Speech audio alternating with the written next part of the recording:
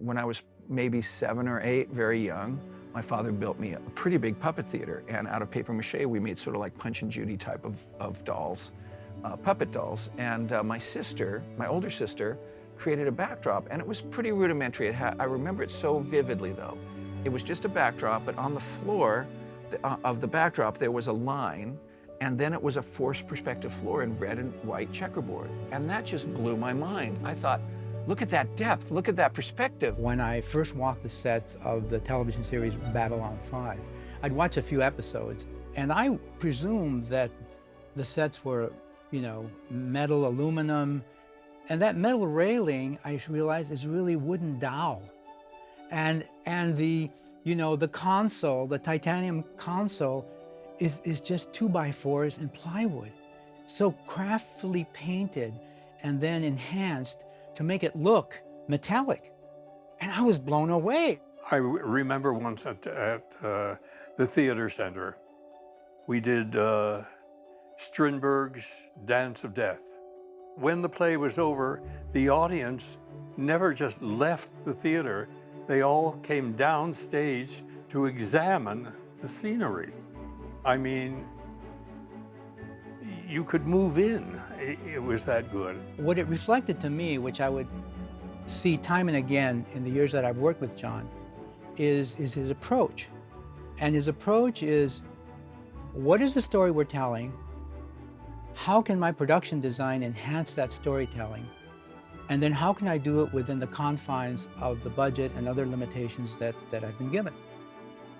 And he excels. He keeps an open mind, and he's got such a wealth of experience and education. He's extremely well-read.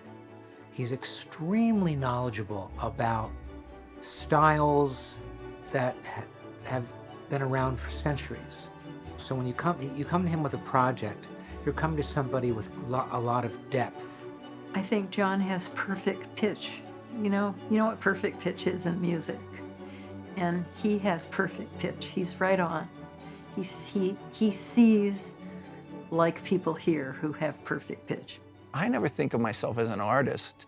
I think of myself as a designer. And as a designer, I feel like you always have to have the script or the story or, you know, some way to do the piece. And so the first thing to think about is, what is the event? Like, what are we doing this for? Every design John does is integral to the script. He's always trying to evoke the play from the people who's putting it on's point of view.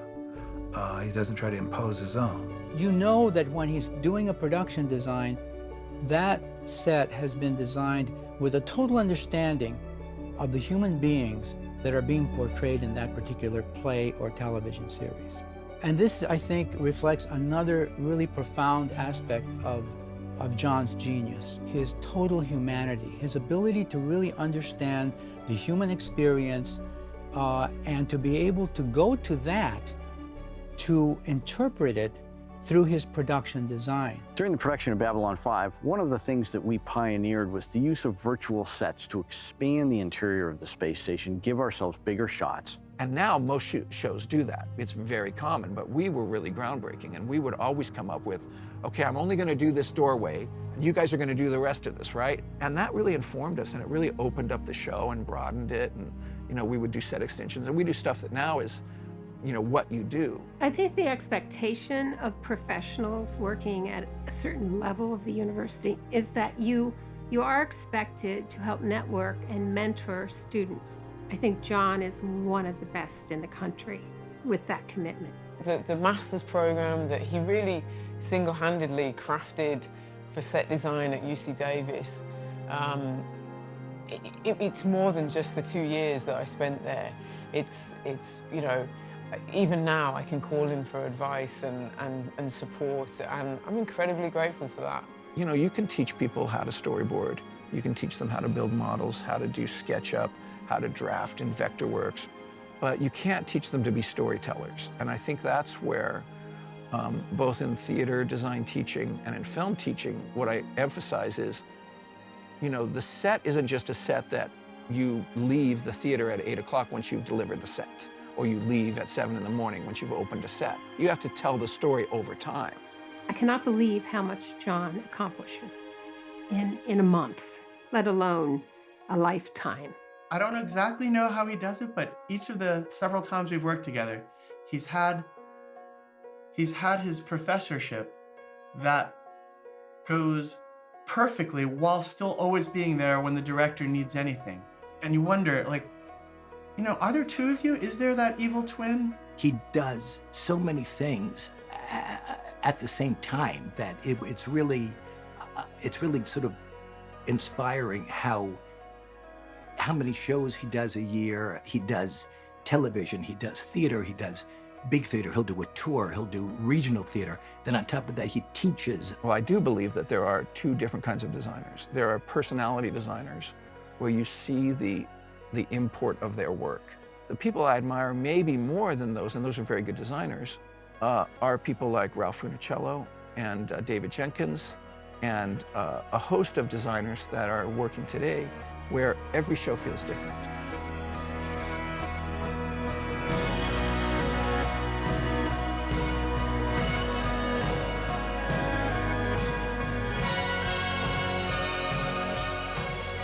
It's like he's part of an extended family. He like creates Italian families out of Irish fodder. If you get him to design your show, you're already ahead of the game.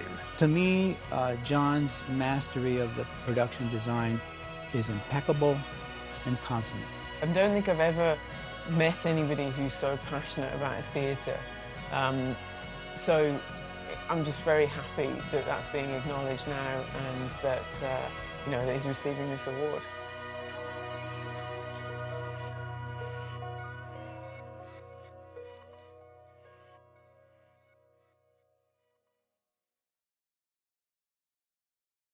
Where and when did you meet Iacovelli, please? I don't remember where. It was at a theater.